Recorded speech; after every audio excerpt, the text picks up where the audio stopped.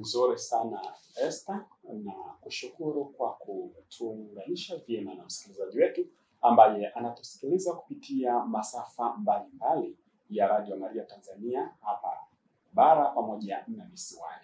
Na kama ambavyo umekwisha kumjuza msikilizaji wetu na yule atakayetazama baadaye kwenye mitandao ya kijamii, hewani ni kipindi cha Elimu Jamii, ambapo kwa namna ya pekee leo kimepiga hodi kwa mara nyingine katika ofisi za Taasisi ya Kuzuia na Kupambana Rushwa makao makuu Dodoma. Na moja kwa moja kipindi hiki kinatukutanisha na mkurugenzi wa elimu kwa umma Bwana Joseph Kasongwa Mwaiselo, ambaye siku ya leo anaendelea kutuelimisha juu ya vitendo vya rushwa, akitupatia zaidi ujumbe tukiwa tunaelekea uchaguzi mkuu wa 2025. Na hapa kabla sijamkaribisha mgeni wetu katika masafa haya ya Radio Maria Tanzania, basi nikualike ungane nami tufungue kipindi chetu kwa sala. Kwa jina la Baba na la Mwana na la Roho Mtakatifu. Amina. Atukuzwe Baba na Mwana na Roho Mtakatifu, kama mwanzo na sasa na siku zote na milele. Amina. Mpendwa msikilizaji wa Radio Maria Tanzania, sauti ya Kikristo nyumbani mwako, na mshirika Radio Mbiu Sauti ya Faraja, pamoja na mfuatiliaji wa mitandao yetu ya kijamii kwa jina la Radio Maria Tanzania, tayari tumekwisha kufungua kipindi chetu kwa sala. Na sasa ni wakati wa mgeni wetu ambaye ni mkurugenzi wa elimu kwa umma kuendelea kutuelimisha na kutupatia ujumbe mzito sana ikiwa tunaelekea uchaguzi mkuu wa 2025. Mgeni, habari ya sasa hivi? Nzuri sana ndugu mtangazaji. Pengine msikilizaji angependa kusikia jina lako na nafasi yako, kisha tutaendelea na kazi hii ya kuendelea kutoa elimu kwa umma. Asante sana ndugu mtangazaji. Jina langu Joseph Kasongwa Mwaiselo. Mimi ni mkurugenzi wa elimu kwa umma, Taasisi ya Kuzuia na Kupambana na Rushwa. Ndio. Kwa niaba ya mkurugenzi mkuu wa Taasisi ya Kuzuia na Kupambana na Rushwa, napenda kupongeza na kushukuru sana uongozi wa Radio Maria kwa namna ambavyo mmekuwa mkipatia fursa mbalimbali za kuweza kuelimisha Tanzania na hususan katika masuala haya ya rushwa. Kwa hiyo nawashukuru sana. Asante sana mkurugenzi. Tunakushukuru pia kwa niaba ya uongozi wa Radio Maria Tanzania kwa kuruhusu Radio Maria kuendelea kushirikiana nanyi katika kuielimisha jamii kuhusu vitendo mbalimbali na kazi mbalimbali ambazo mnazifanya nyinyi kama taasisi. Tunao uhakika elimu hii inawafikia mamilioni ya Watanzania ambao wanaitegea sikio Radio Maria Tanzania. Kabla tujaenda mbali, pengine msikilizaji angependa kufahamu Taasisi ya Kuzuia na Kupambana na Rushwa ni kitu gani? Asante sana ndugu mtangazaji. Taasisi ya Kuzuia na Kupambana na Rushwa ni taasisi ya umma ambayo imepewa majukumu ya kuzuia rushwa na kupambana na rushwa. Tunaposema kuzuia rushwa, tunamaanisha kwamba kutoa elimu kwa Watanzania kuhusu rushwa na madhara yake, lakini na namna ya kupambana nayo. Lakini pia tumekuwa tukifanya utafiti wa kubaini mianya ya rushwa ili tuweze kutoa ushauri kwa ajili ya kuiziba hiyo mianya ya rushwa. Na utafiti wetu umekuwa ukijikita kwenye mifumo ya kisheria na mifumo ya kitaasisi. Kwa kama kuna mwanya katika mfumo wa kisheria, basi tukishabaini hiyo mianya, tunatoa ushauri ili kuiziba ama kufanya marekebisho ya sheria ama hiyo sheria yenyewe ifutwe kabisa. Lakini pia tumekuwa tukifanya utafiti katika mifumo ya kitaasisi. Kwa mfano tunaweza tukaangalia mifumo ya utendaji kazi wake ili kuona katika ile mifumo kuna mianya fulani ya rushwa. Kwa hiyo tunashirikiana taasisi husika katika kuiziba. Lakini pia tumekuwa tukifuatilia fedha ambazo zimekuwa zikielekezwa kwenye miradi ya maendeleo ili tuweze kupata thamani ya fedha, kwa maana kwamba miradi ile itekelezwe kwa ufanisi na kwa viwango vilivyokusudiwa. Hiyo ni kwenye eneo la kuzuia.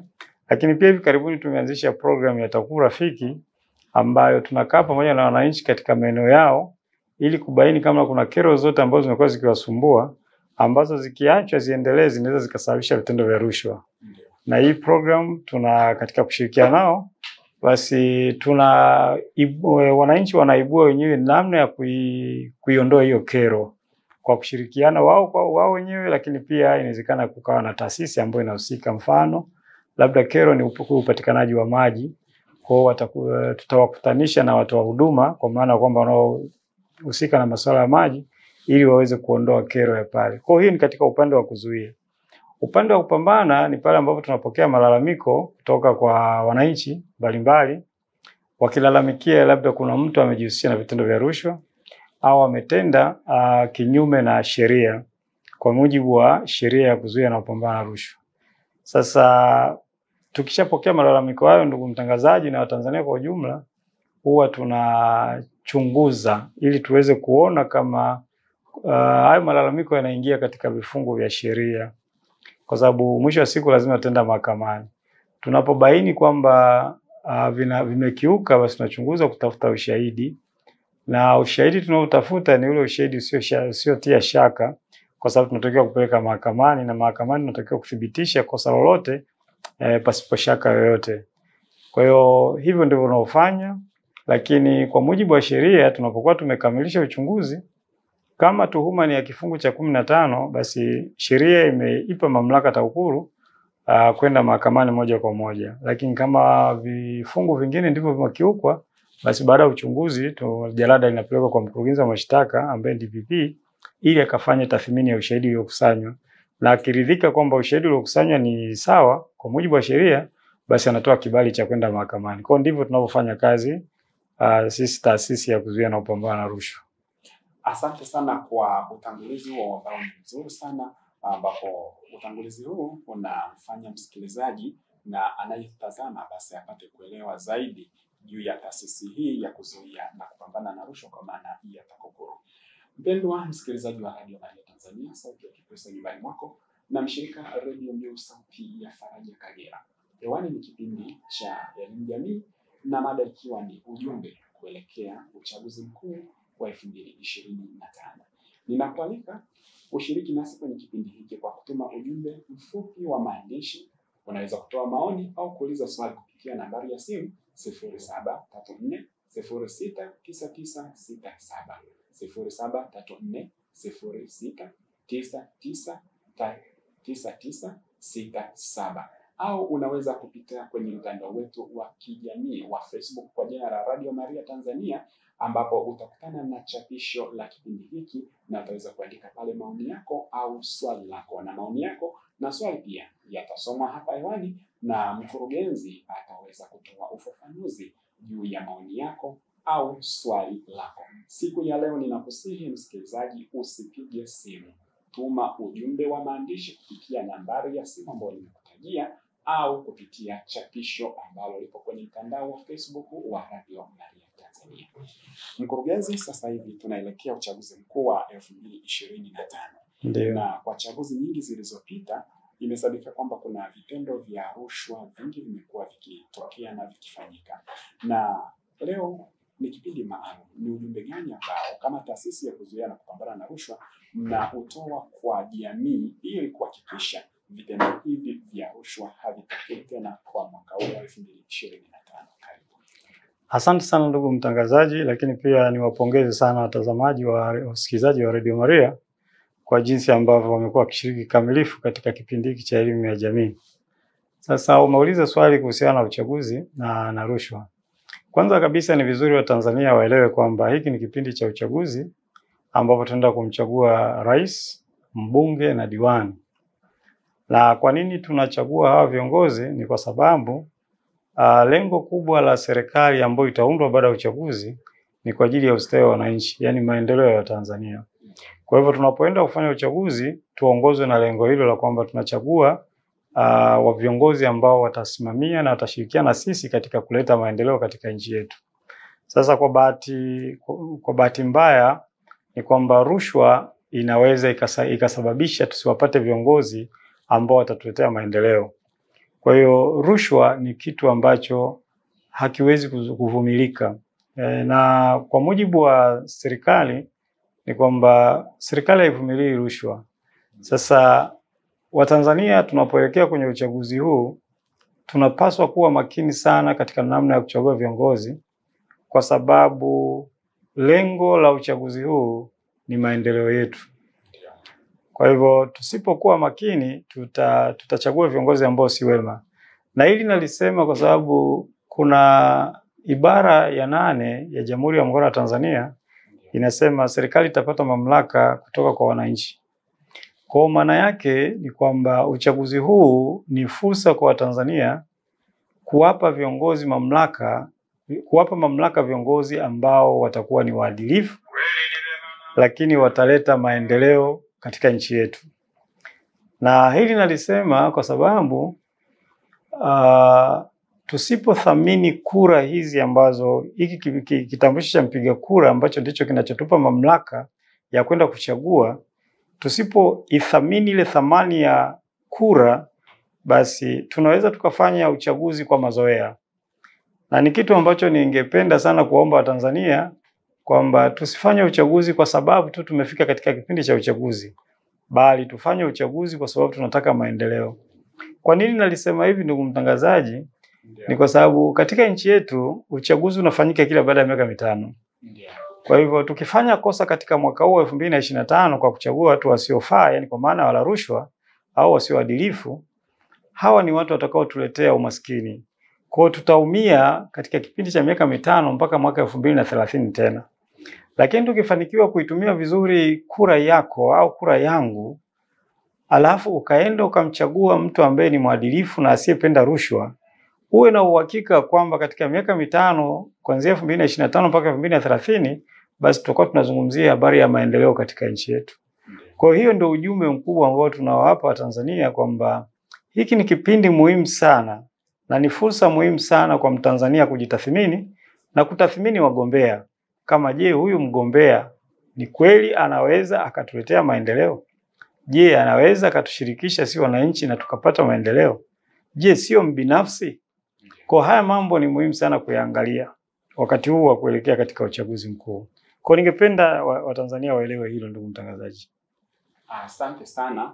Hapa nimepokea ujumbe kutoka kwa mwenzetu huko Morogoro, anaitwa Kalisti Joseph, anasema kipindi ni kizuri sana na ujumbe ni mzuri na usikivu ni wa ubora wa hali ya juu. Na mwenzetu huyo hajasema anatoka wapi, anasema rushwa ni adui wa maendeleo. Chagua mgombea asiyetoa rushwa. Piga nambari 113 kutoa taarifa za rushwa. Tunakushukuru japo haujataja jina lako na hujatuambia unatoka wapi. Tukiendelea na kipindi chetu, pengine ni tunawashauri nini sasa wale ambao wanatoa rushwa sasa? Maana hapa elimu uliyoitoa ni kwa wale ambao tunakutana na hivyo vitendo tunaenda kuchagua. Sawa. Kwa wale ambao wanatoa rushwa, kwanza ieleweke kutoa rushwa na kupokea rushwa yote ni makosa tu. Sasa tuzungumzie hawa ambao ni wagombea na wapambe wao ambao wamekuwa wakijihusisha na kutoa hongo kwa wananchi. Jambo la msingi ambalo ningesisitiza ni kwa wote, wananchi wote, wagombea na wasio na wapiga kura, kwamba tufike mahali tuwe na uzalendo kwa nchi. Uzalendo utatusaidia sana katika kutii sheria. Kwa sababu sheria zetu zinakataza vitendo vya rushwa. Tukiwa na uzalendo basi tutatii sheria. Na tukitii sheria basi tutakuwa tumeondokana kabisa na vitendo vya rushwa. Na huu ni wajibu wa kikatiba kwenye ibara ya 26 ya Katiba ya Jamhuri ya Muungano wa Tanzania, ambapo inasema kila Mtanzania anapaswa kutii sheria.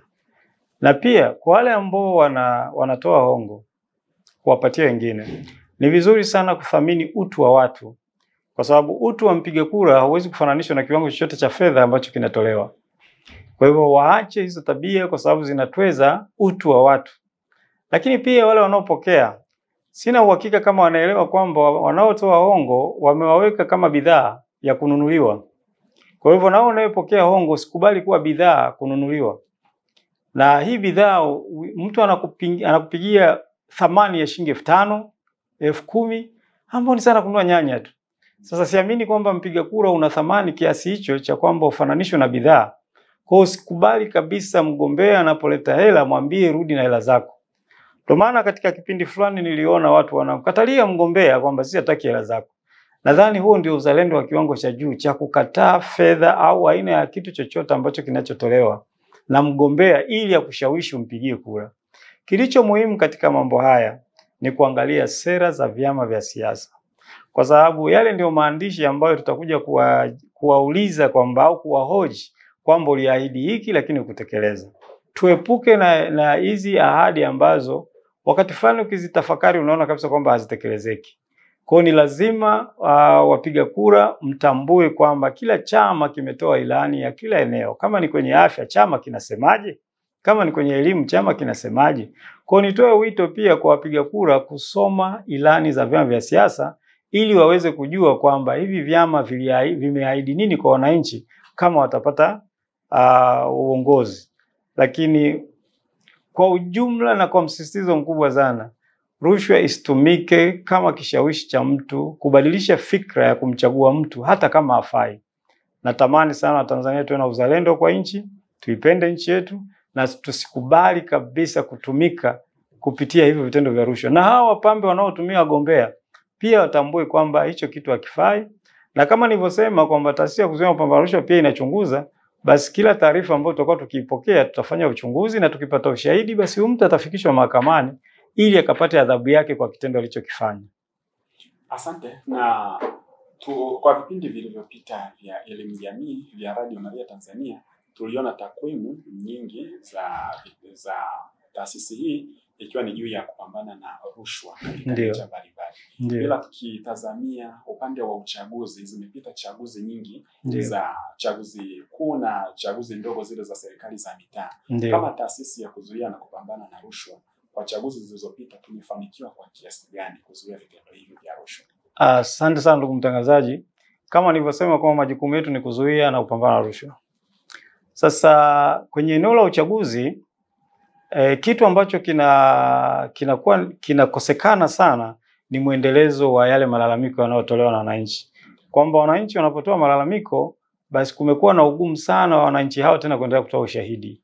Kwa mwisho wa siku tunapoteza ushahidi kwa sababu tu wananchi wanakuwa hawaendelezi katika kuleta ule ushahidi. Yaani mtu anaweza katoa malalamiko lakini tukienda kumuuliza yule mtu anakana kabisa ile tukio kwamba hakuwahi kuliona.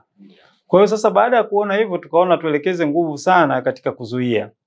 Na moja wapo ya kitu ambacho tumekuwa kitumia sana ni uelimishaji kama huu tunaofanya sasa. Kwamba wananchi wapate ujasiri wa kukataa vitendo vya rushwa. Na mimi nawapongeza Tanzania wamekuwa na ujasiri sasa wa kukataa. Lakini kingine ambacho tunakifanya ni kama hivi tunatumia vyombo vya habari ili vyombo vya habari viendelee kufichua lakini viendelee kuelimisha. Pale vinapofichua lakini vielimishe kwamba kuna ubaya wa jambo fulani. Na wamekuwa wakifanya hivyo. Lakini kingine ni kwamba kwa mujibu wa katiba mgombea wa nafasi yoyote ya kuchaguliwa anatoka kwenye chama cha siasa. Kwa hiyo tumekuwa tukiongea sana na viongozi wa vyama vya siasa na tunaona mwitikio mkubwa sana wa viongozi wa vyama vya siasa katika kuhakikisha kwamba ndani ya mifumo yao ya kuteuana inadhibiti vitendo vya rushwa. Na hili tumeliona kipindi chote ambacho tumekuwa tukiona na mwaka huu imekuwa ni bora zaidi kwa sababu vyama vimedhibiti wagombea wake kutojihusisha na vitendo vya rushwa. Na hata tukiangalia katika uchaguzi mkuu huu unaoendelea hizi kampeni, tunaona kabisa kwamba vitendo vya rushwa vinapungua kwa sababu hatupati malalamiko mengi ya kuonyesha kwamba labda mahali fulani kunafanyika hiki, mahali fulani kinafanyika hivi. Maana yake ni kwamba kuna uelewa mkubwa ambao upo miongoni mwa Watanzania, wale wanaopiga kura na wale wanaogombea. Na sasa hivi hatuoni vitendo vya waziwazi. Kwa hiyo inaonyesha kwamba ujasiri wa watu kukataa na kuonyana umeongezeka zaidi. Na sisi tunachokitamani zaidi tufike mahali tuweze kuzuia. Visifike vikaharibu ile maendeleo tunayotaka. Na katika kuzuia tumekuwa tukiwahamasisha sana wananchi wakubaliane na kauli mbiu yetu na washiriki katika kuitekeleza inayosema kuzuia rushwa ni jukumu lako na langu, tutimize wajibu wetu. Maana yake tukitimiza wajibu wetu vizuri tutafanikiwa kuzuia vitendo vya rushwa. Lakini pia kila mwaka wa uchaguzi huwa tunafanya tathmini. Na hiyo tathmini inatusaidia kujenga misingi imara kwa ajili ya uchaguzi unaofuata. Kwa hata huu baada ya uchaguzi tutafanya tathmini na tukifanya tathmini baada ya kile tutakachokipata katika tathmini tutakutana na wadau mbalimbali kuwaeleza kwamba tuligundua hiki, sasa uchaguzi unaofuata tufanye hivi. Kwa sababu uchaguzi ni maisha. Kwa kila mwaka mwaka wa uchaguzi tunabadilisha mambo yanaenda kuwa mazuri na tunaamini kwamba uchaguzi utatupa pia nafasi ya kubadilisha mfumo wa uchaguzi kwa ajili ya mwaka 2030. Yeah. Na mpendwa msikilizaji wa Radio Maria Tanzania na Radio Mbiu, Kama ndo kwanza unajiunga nasi, hewani ni kipindi cha Elimu Jamii kinachokujia moja kwa moja kutoka makao makuu ya Taasisi ya Kuzuia na Kupambana na Rushwa TAKUKURU, makao makuu iliyopo jijini hapa Dodoma. Ninaendelea kukualika kushiriki nasi kwenye kipindi hiki kwa kutuma ujumbe mfupi wa maandishi kupitia nambari ya simu 0734069967, 0734069967. Utume swali, maoni, chochote kile tutakipokea na kitafanyiwa kazi kwenye kipindi hiki ambacho kinaendelea mubashara kutoka hapa makao makuu ya Taasisi ya Kuzuia na Kupambana na Rushwa. Mwingine unaweza kupita kwenye mitandao ya kijamii, kwa mtandao wa Facebook pale kwenye chapisho letu, na ukatoa maoni yako pale na tutayaona na tutayawasilisha kwa mtoa elimu kwa umma siku ya leo kupitia kipindi hiki cha Elimu Jamii. Mimi ni Geoffrey Reyunga kwa niaba yake Eric Riwa na Esther Magai Hangu aliyeko studio kule Mikocheni jijini Dar es Salaam. Tuangazie kwenye upande wa mtandao wa kijamii kwa wale ambao tayari wamekwisha kuandika maoni yao. Haya, hajasema anatoka wapi, ila jina lake ni Apolinari Masawe. Anasema tunatembea pamoja, mtumishi wa Mungu, kipindi kizuri. Na huyu anaitwa Apolinari Masawe tena ameandika kwa mara ya pili, anasema asante sana mtumishi kwa vipindi vizuri, Mungu akubariki sana.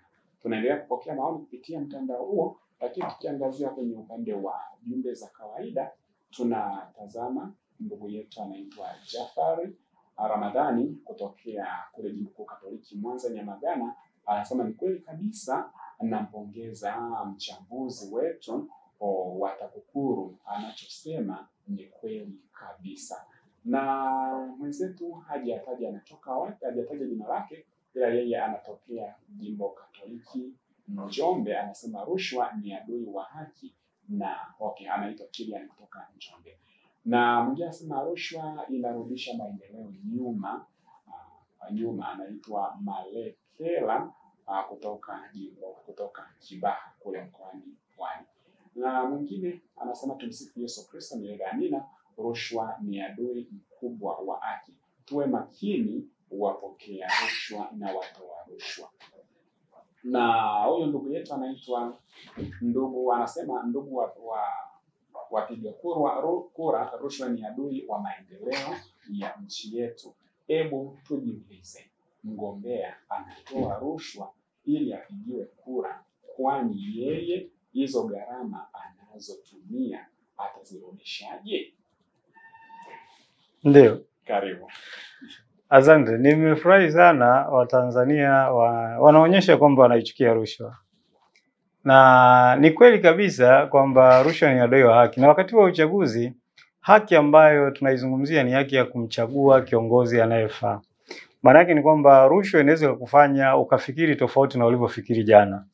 Yaani kwamba unamuona kabisa kwamba mgombea fulani ni mzuri na sio mla rushwa, lakini akatokea mla rushwa hapa akakupa ukaenda kumchagua mgombea B ambaye ni mla rushwa. Kwa hiyo ndio maana tunasema rushwa ni adui ya haki, kwa sababu itakufanya uchaguzi usiwe huru na haki, lakini pia inakuondolea haki ya wewe kumchagua mtu unayempenda, lakini pia hata kwa wagombea, kwa sababu pia rushwa inaweza kutumika kumfanya mtu asigombee, yani akajitoa kwenye kugombea pia. Rushwa sasa unaweza kukuta kwamba yule aliyejitoa ndio alikuwa mzuri zaidi. Lakini kuna jambo moja ambalo limeulizwa hapa na wasikilizaji wetu kwamba kwa huyu mtu anayetoa hongo wakati wa uchaguzi, hizo hela anakozitoa kwanza hatujui anazitoa wapi, lakini atazirudishaje? Nini maana yake? Tukimchagua kiongozi ambaye amepita kwa njia za rushwa na ametumia fedha, basi maana yake ni kwamba anaenda kuharibu maendeleo yetu. Ile miradi ambayo ilikuwa tuifaidi sisi, kwa mfano miradi ya maji, ya afya, elimu, zile fedha ndizo atakazokuwa sasa anazichukua zile ili kulipa zile gharama alizozitumia. Sasa huoni kwamba tukimchagua mtu wa namna hiyo tunajirudisha sana nyuma kimaendeleo? Kwa mimi naomba sana Tanzania, na nisisitize sana hili kwamba tufike mahali tutambue kwamba rushwa itatuletea matatizo sana katika nchi hii. Na ni lazima tuikatae kwa umoja wetu, tuikatae. Kuna mfano ndugu mtangazaji huwa anapenda sana kuutumia. Wakati wa vita dhidi ya Idi Amin, tulikuwa wamoja kweli kweli. Unaona? Sasa na katika hili eneo la kuchagua viongozi walio bora, na waombeni sana Tanzania tuwe wamoja, tuikatae rushwa. Tuikatae rushwa, tutafanikiwa tu. rushwa tunaweza tukapambana nayo tukiamua. Kwa hiyo tuikatae, tuwe wazalendo kwa nchi yetu, tuipende nchi yetu, tutii sheria. Sasa kuna wale ambao labda wanaweza kawa wamewaona wenzao wakatoa hongo. Sasa naomba nisisitize pia katika hilo kwamba wasichukue sheria mkononi, kwamba labda akaanza kumpiga yule anayetoa, na watuletee taarifa alafu sheria iweze kuchukua mkondo wake, kwa sababu si vizuri tena kuingia katika uvunjifu wa amani. Kwa mtu ukimuona mwambie tu kwamba bwana acha hiyo tabia yako unaofanya, tupe taarifa kwa namba 113 ambayo ni namba ya bure, alafu sheria itachukua mkondo wake kwa amani kabisa bila vurugu ya aina yoyote. Kwa hiyo ujasiri uwepo, lakini pia kwa Tanzania kutoa ushahidi pale inapoonekana kwamba kunahitajika kutoa ushahidi, kwa sababu kutoa tu taarifa peke yake haitoshi mpaka useme kweli niliona, na uweze kuthibitisha hata mbele ya mahakama. Na ninawaomba na niwatie ujasiri wa kwamba tukitaka kushinda lazima tuwe wajasiri, tuwe tayari kutoa taarifa, lakini tuwe tayari kutoa ushahidi mahakamani, tutafanikiwa. Tusiwaogope wala rushwa, bali wala rushwa natakiwa watuogope sisi ili tuwaache kabisa kutoa rushwa. Lakini kingine, Watanzania wawe na imani na serikali kwamba ina miundo mbinu na mifumo mizuri ya kuwalinda wanapotoa taarifa na kutoa ushahidi. Ipo sheria kamili kabisa ya kuwalinda watoa taarifa na mashahidi ya mwaka 2015. Lakini pia hata taasisi ya kuzuia mapambano na rushwa kwa mujibu wa sheria ya kuzuia mapambano na rushwa pia inalinda watoa taarifa na mashahidi. Kwa hiyo tuwe na ujasiri hiyo wa kwamba tunaweza, lakini kilicho muhimu ni kwamba mtu wa taarifa au shahidi usivunje sheria yoyote. Tumia vizuri haki yako na tumia maelekezo ambayo utakuwa unapewa na taasisi ya kuzuia mapambano na rushwa ili uweze kufanikiwa katika kuhakikisha kwamba unakuwa ni askari mmoja wapo katika mapambano dhidi ya rushwa. Asante. Tukirudi kwenye ujumbe, huyu anaitwa Lucas Stefano wa Jimbo Katoliki Rulenge Ngara kule mkoani Kagera. Anasema, je, mnapomkamata mtu aliyetoa rushwa ili achaguliwe mnampa adhabu gani? Okay. Mtu yeyote ambaye akikamatwa huwa anachunguzwa kwa mujibu wa sheria, na hizo sheria zimeainisha adhabu. Na adhabu zipo za fine, adhabu ya kifungo, lakini na kutaifisha mali mali zake ambazo zimetokana na vitendo alivyofanya vya uhalifu. Kwa hivyo akishakamatwa huyu mtu atachunguzwa, ushahidi ukipatikana atafikishwa mahakamani na mahakama itatoa adhabu kwa mujibu wa sheria. Ndio adhabu zinavyotolewa. Inaweza kuwa kifungo cha kwenda jela au fine, lakini pia anaweza kataifishwa mali zake. Sawa. Ndio. Na huyu anasema anaitwa Omari Dege wa Kivule jijini Dar es Salaam. Nini hatua inayochukuliwa pale inapozuiliwa rushwa alafu ikatafutwa adhabu kubwa ili tu uweze kutoa rushwa? Sasa basi ya kuelewa Omari unazungumzia nini, utakusamee kidogo hiyo swali lako tutaweza kulijibu. Inabidi nakuomba uandike upya kwa mtiririko mzuri uweze kueleweka vizuri. Huyu anasema sasa, mkurugenzi, kama sisi tunamchagua mtu ambaye tunamwamini ni mwaminifu, ni mzalendo, alafu chama kinamchagua kwa sababu zisizoeleweka, haya kinachofuata hapo ni nini kama sio kukatishwa tamaa na kila kitu natoka Mtwara, alafu kuhusu kutoa ushahidi watu wanaogopa, sio hawajui au hawaoni, wanaogopa. Okay. Kwanza nianze na hili la uoga. Ndio maana toka mwanzo, ndugu mtangazaji, nimesisitiza umuhimu wa kuwa na ujasiri. Ujasiri wa kutii sheria, lakini ujasiri wa kutoa ushahidi mahakamani. Uoga utaondolewa na ujasiri. Na nimewaambia kwamba zipo sheria za kumlinda mtoa taarifa na ushahidi. Kwa hivyo ni swala tu la ujasiri. Mahakama sasa inaweza hata ukatoa ushahidi bila wewe kuonekana. Kwa hiyo ni ujasiri tu kwenye eneo hilo. Lakini ile eneo la kwanza la kwamba amechaguliwa, nadhani anazungumzia kura za maoni. Sasa kura za maoni ni mchakato wa ndani wa vyama na kila chama kina mtazamo wake. Kwa hivyo kuna wakati ambapo unaweza kaona kama mtu akaongoza lakini chama ikawa na mtazamo wake kwa namna ya mifumo yake ya ndani. Kwa hilo nisingependa sana kuliingilia kwenye mifumo ya ndani ya chama, lakini muhimu tunaowaambia kwenye chama ni kwamba hakikisha wanaleta mtu ambaye sio mla rushwa kwenye kugombea. Hilo ndio jambo la msingi. Lakini mifumo ya ndani hiyo ni mifumo yao ndani ya vyama. Kila chama kina mfumo wake. Na huyu anaitwa Kalonga wa Butiama Newala. Ndugu mtangazaji, uko pamoja nami, rushwa ni kupunguza maendeleo ya nchi. Kuna mmoja hapa aliomba kurudia sehemu moja ili apate kuelewa, ngoja nitazame. Ndio. Anasema tumsifu Yesu Kristo, na muomba ndugu mkurugenzi arudie mwanzoni kabisa hapo kwenye hatua za kwanza katika kuripoti dalili na vitendo vya rushwa kabisa. Okay. Kabla ya kumfikisha mtuhumiwa mahakamani. Anaitwa Colonel Jafet Simbi, anatoka Simbini hapo jimbo la Morogoro. Okay. Yeah, ndugu mtangazaji pamoja na wasikilizaji wa Radio Maria na Radio Mbiu nadhani. Ndio. Yeah. Sasa amezungumza jambo zuri sana. Labda nirudie kwa ufupi tu kwamba taarifa yoyote inayopokelewa na taasisi ya kuzuia na kupambana na rushwa inaweza ikapokelewa kwa njia ya simu kama nilivyosema 113, lakini kwa njia mbalimbali vyombo vya habari na mtu mwenyewe kufika. Ile taarifa huwa sisi kwetu ndo mtaji.